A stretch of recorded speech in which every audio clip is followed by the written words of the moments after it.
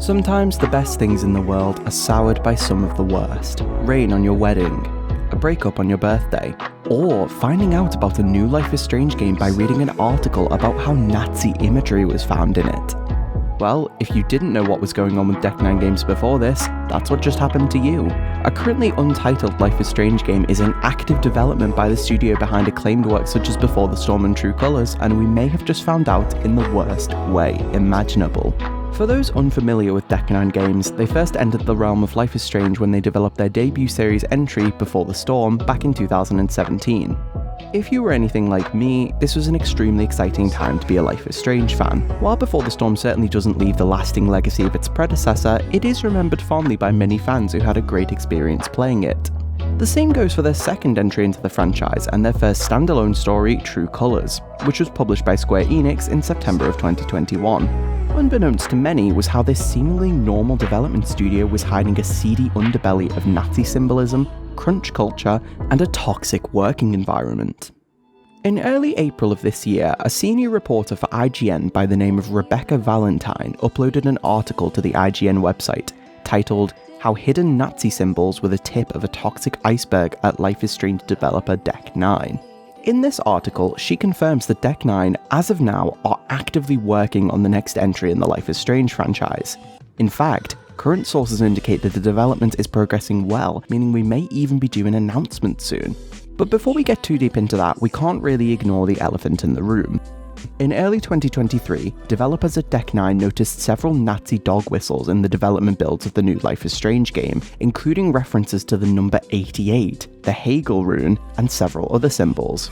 I won't go into detail about any of the symbols in this video, but I've linked the original article in the description below, which has hyperlinks to all the various dog whistles that are mentioned. While one or two of these symbols may have been overlooked, the frequency at which they were being posted led the staff at DeckNine to grow increasingly frustrated that these were deliberate attempts to dog whistle to white supremacists.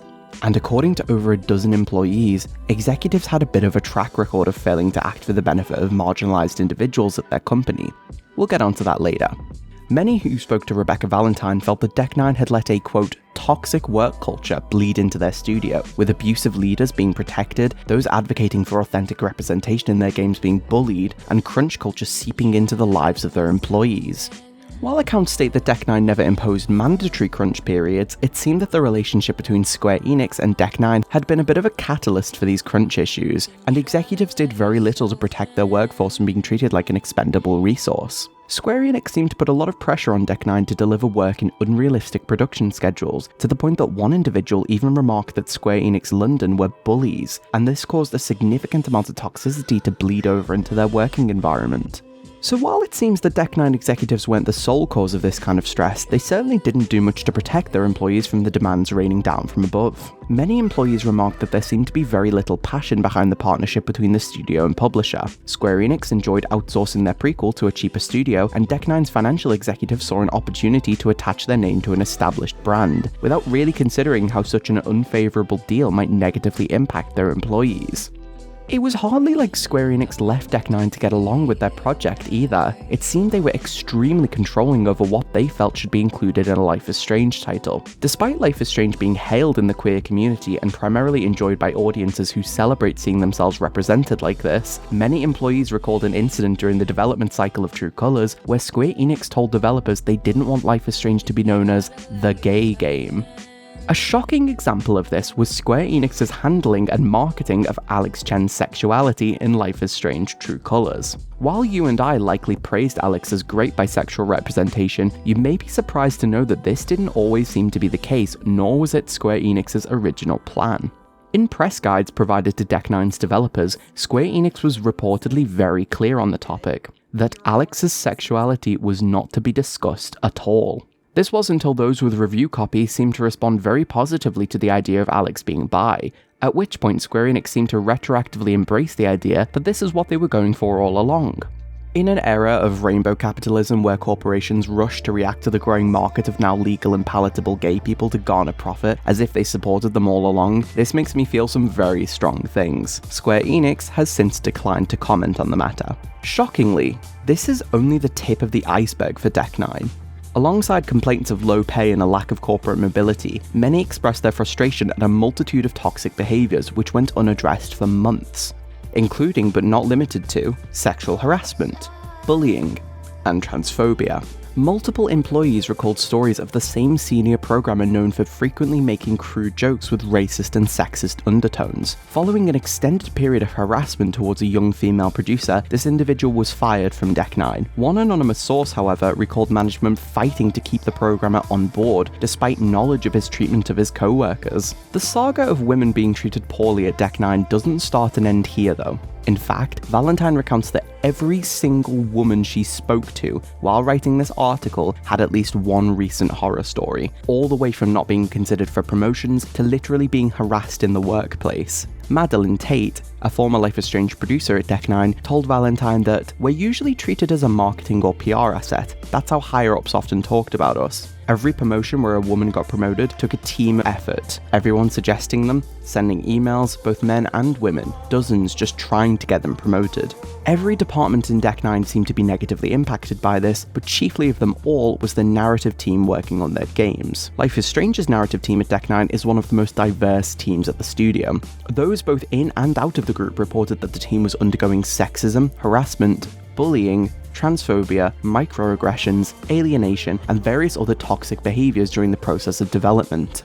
While plenty of senior management and programmers at DeckNine seemed to be causing issues for the narrative team, sources say a central point of conflict for the team was its leader, narrative director Zach Garris. You may remember Garris as a prominent figure during the marketing of both Before the Storm and True Colors. He joined the team in 2016 as the narrative director for Before the Storm, and reports say that he quickly assimilated into the company and endeared himself to the executives at DeckNine, who seemed to hail him for his charisma, pitching abilities, and willingness to successfully negotiate with Square Enix. However, within his own team, he cultivated an altogether different reputation. During the development of True Colors, sources say Garris began forming a number of close relationships with younger women at the studio, often in situations where he seemed to adopt a mentorship role over them, including women on his own narrative team.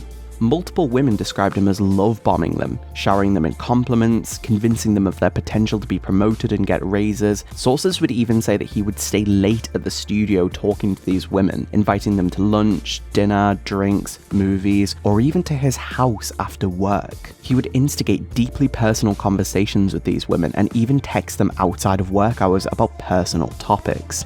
One employee recalls Garris's behaviour. He'd walk me to my car, I'd open the door, say goodbye, and he'd sort of linger. We'd keep talking, I'd sit down, and he'd linger again next to the open door. He never made a particularly overt move, it was always subtle enough. It felt like maybe it was always just a vibe that I was getting. I felt stupid first of all for ending up in that situation with him in the first place, but because he never clearly made a move, maybe I was just reading too much into the whole thing. It wasn't until I explained it in great detail to others that someone clued me in. So these don't seem to be isolated incidents. Multiple women who experienced this behaviour from Garris all share one common factor. They felt they could not tell him no when he crossed personal boundaries due to his status at the studio, possibly out of fear of being reprimanded or other consequences. Garris clearly either failed to factor how his position of power gave him an associated fear factor where people were less likely to reject his advances, or he knew about it and continued anyway. This fear was later validated as Garris settled into the company, and several employees began reporting incidents of him lashing out against those with different ideas to him at work. Those fighting for more authentic and sensitive portrayals of diverse characters seemed to be a catalyst for his outbursts over time. Again, Madeline Tate tells Rebecca Valentine that she recalled being formally reprimanded for criticizing Garris's reluctance to allow women in his scripts to express anger. Garris is on record under employee accounts as saying he did not believe representation mattered because, quote, he didn't necessarily identify with every white man protagonist. Others recalled being reprimanded by Garris for asking questions about the removal of a trans character from True Colors that took place pretty late in development. While Garris does not recall doing so, two individuals recalled him referring to Black Lives Matter as a hate group. Another example of Garris's problematic behaviour was him fighting for a twist on True Colors' final choice, that the writers seemed to be staunchly against, as it included an innately problematic portrayal of migrant workers, which we can assume was related to John Chen. In response to the lack of approval at his idea, Garris stated that his team was getting too hung up on, quote, political ideologies, and reportedly asked everyone present to list their political affiliations. The issues with True Colors don't stop there. In fact, writers report pushing back strongly on a scene in True Colors. In an earlier rendition of the game, instead of Alex being lured up to the abandoned mineshaft by Jed tricking her, he would spike her drink at the bar and take her out to the woods to kill her. When writers saw this version of the scene, many saw the writing on the wall and the possible associations with date rape. A number of people pushed back against this scene, sparking a 3-hour meeting in the writer's room, where extremely personal stories had to be shared in order to get Garrus to back down on his idea.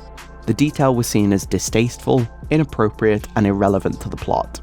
An individual from DeckNine reported that they didn't have time to talk about what it means for Alex to be roofied by a man she trusted, and I agree. The topic was explored in the original Life is Strange with Kate Marsh, but in this instance it was a complete arc, which explored the impact it had on Kate, as well as the story behind those who carried it out. In this instance, it would have been altogether distasteful and out of left field.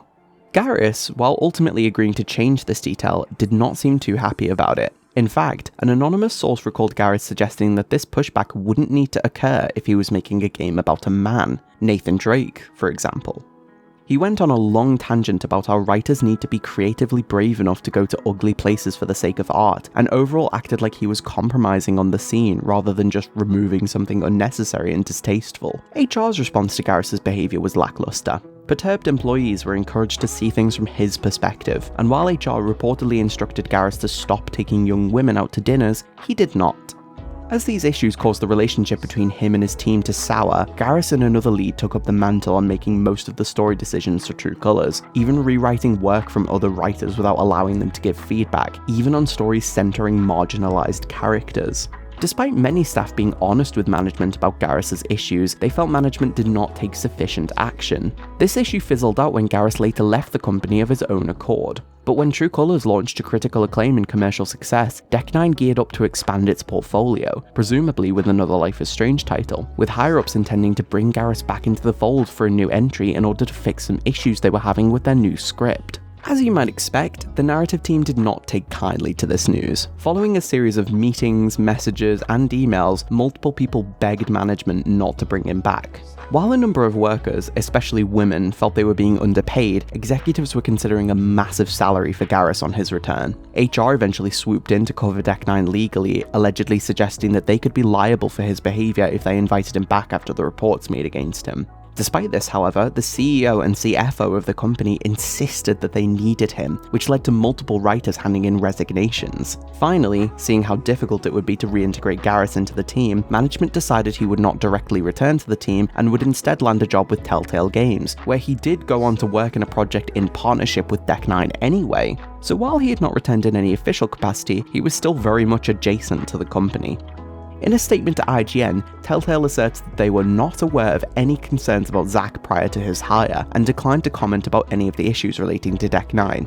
They did say, "We can say that during his time at Telltale, Zach was one of the most talented, balanced, and inclusive game directors we have ever worked with, and that is evident in the games that he has delivered." Telltale weren't the only ones to push back on allegations against Zach Garrus. The man himself responded to a number of the allegations mentioned in Valentine's article, counter-stating that he had also mentored many men and had never tried to coax women with offers of promotions. He asserted that the DeckNine team was very close, and that his behaviour towards young women at the studio was not inappropriate on account of the fact that he'd also spent time outside of work with male developers, and that the home that he had invited women to was also cohabited by his elderly mother. Again, part of me doesn't buy this. Even if it wasn't Garrus's intention to make anyone feel uncomfortable, as a person with seniority and status at DeckNine, it was his duty of care to ensure that he was acting in a way which did not stoke any power imbalances, especially with younger women at the studio. While it may be true that his direct intent was never malicious, he was ignorant of an issue he had a duty to prevent.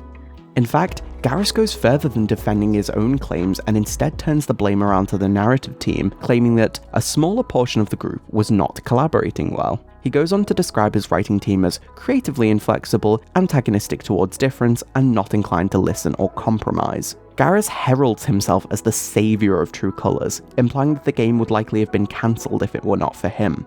He cites that he chose to reduce the influence of certain dissenting members of his writing team, which may be related to earlier accounts of Garrus changing story elements without consulting people first.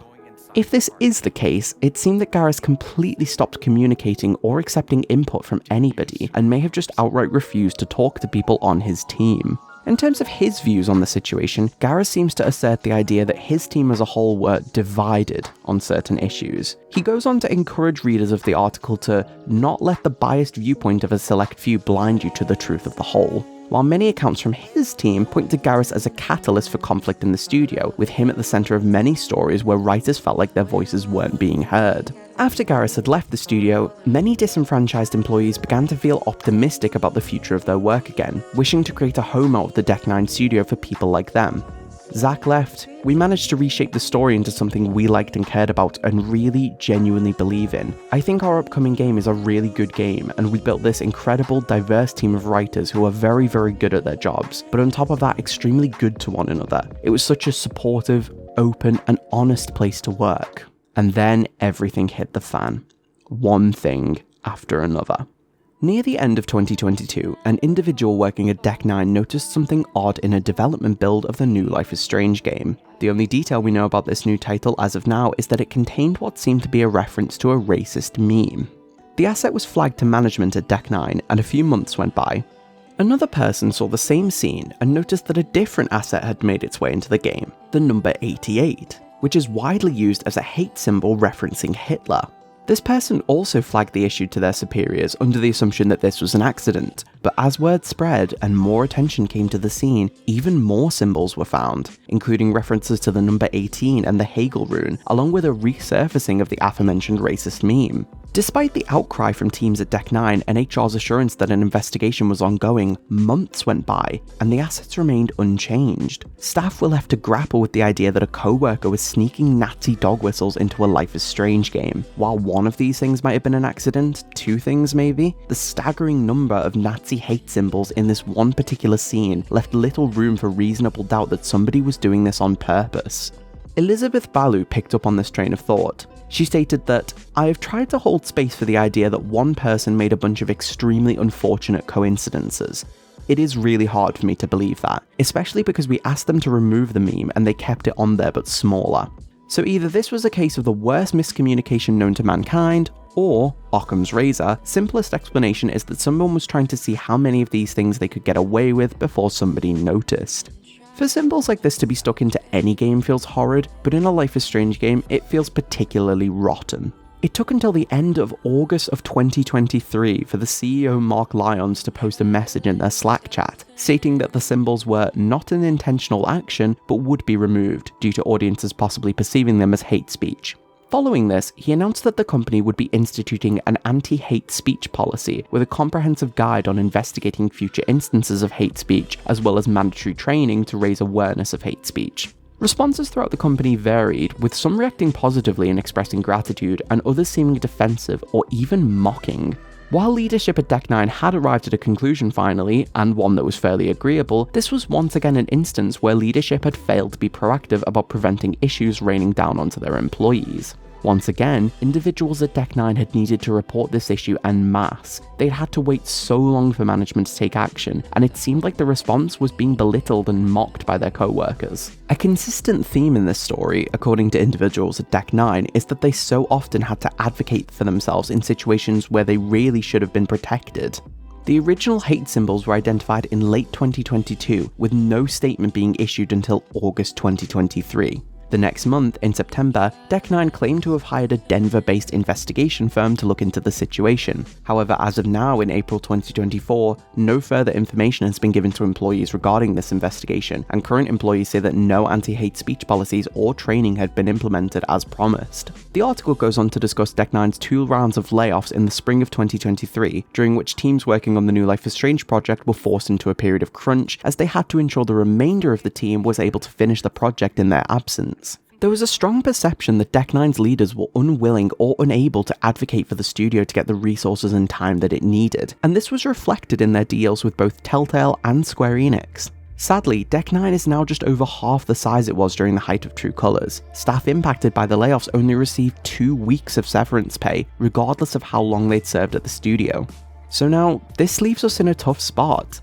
The fates of DeckNine Games and Life is Strange are intertwined. For Life is Strange as a franchise to succeed without Dontnod, DeckNine needs to overcome their struggles, and for DeckNine as a studio to succeed, they need to prove themselves more than ever with this upcoming entry. Developers say the studio leadership needs to rebuild trust and start amplifying the voices of developers promoting diverse and empathetic stories, which have become a hallmark of Life is Strange since 2015.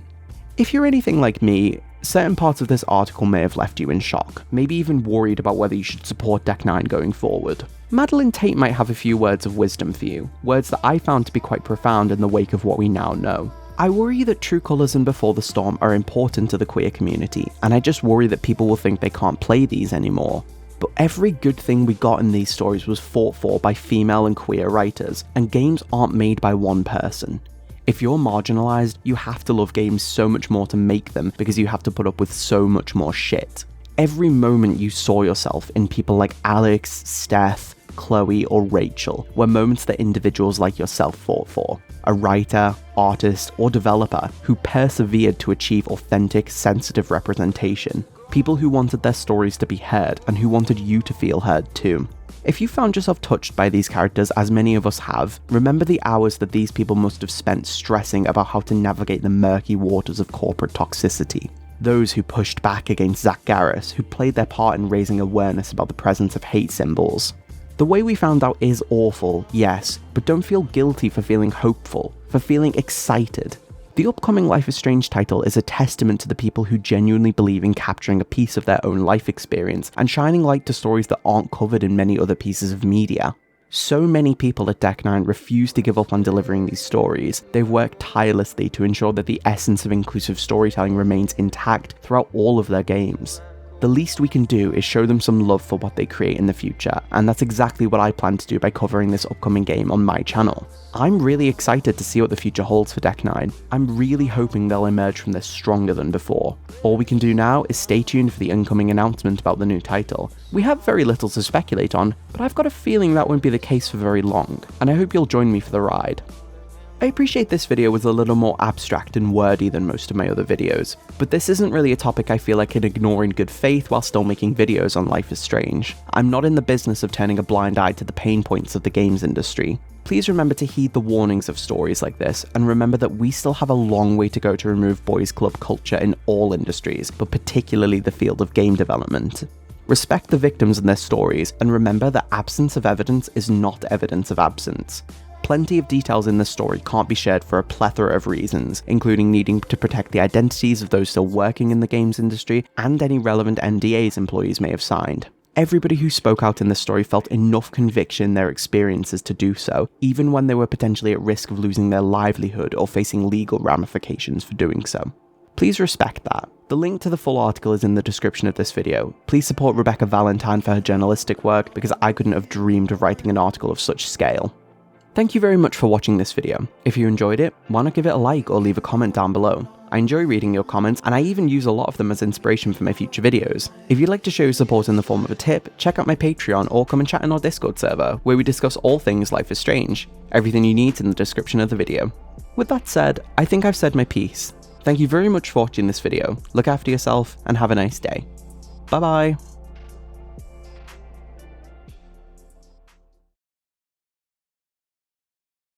Unbeknownst to many was how this seemingly normal development studio was hiding a seedy underbelly of Nazi symbolism, crunch culture, and a toxic working environment.